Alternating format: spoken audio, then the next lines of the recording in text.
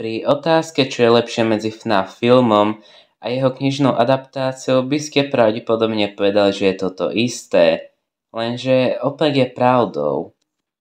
Nielen, že sa dozvedáme pocity postav, ako je napríklad to, že sa Max páči Mike, alebo to, že Mike Williamovi najradšej rozbil držku, ale tu sú aj vynechané scény z filmu.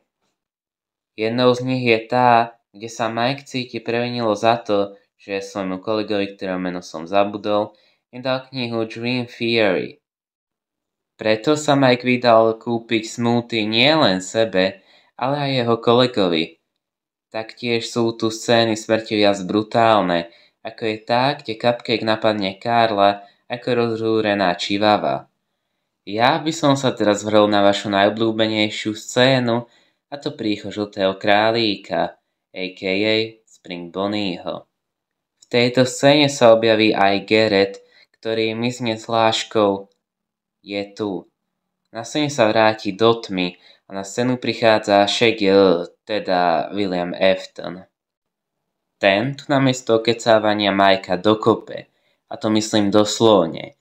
Taktiež je tu scéna, kedy nakáže animatronikovej Mikea doslova roztrhali na kusy. Scéna s Vanessou je taktiež iná. Liam sa chová ako naprostý magor. Okrem toho, tu je práve Vanessa, ktorá si spôsobí väčšie zranenie tým, že Williama pevne objíme a zatlačí si nôž hlbšie do seba. Keď by ma chcel niekto objať. Každopádne, William Vanessu odhodí nabok, otočí sa k Abby a rozbehne sa k nej.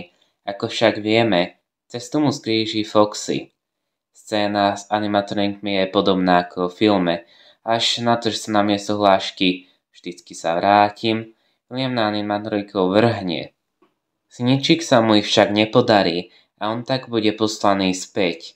Ďalej si nasadí masku, ale to vieme z filmu. Útek z pizzerie je o mnoho napiatejší. Mike a Abby musia odniesť telo Vanessy preč, čo im však nepomáha, sú zranenia Mikea. Ten si ešte k tomu udrie hlavu o predné dvere pizzerie a následne späť pohltí tma. Príbeh sa končí 25. kapitolou a epilógom, kde sa dozvedáme, že William žije a deti chcú, aby trpel, podobne ako oni.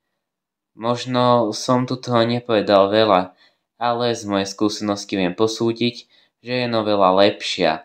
Samozrejme, som si film ako 9-ročný fanúšik užil, no aj skrz to ma viac bavilo pohľadiť sa do perspektívy postav a do toho, ako to prežívajú. Ďakujem za sledovanie a uvidíme sa u ďalšieho videa.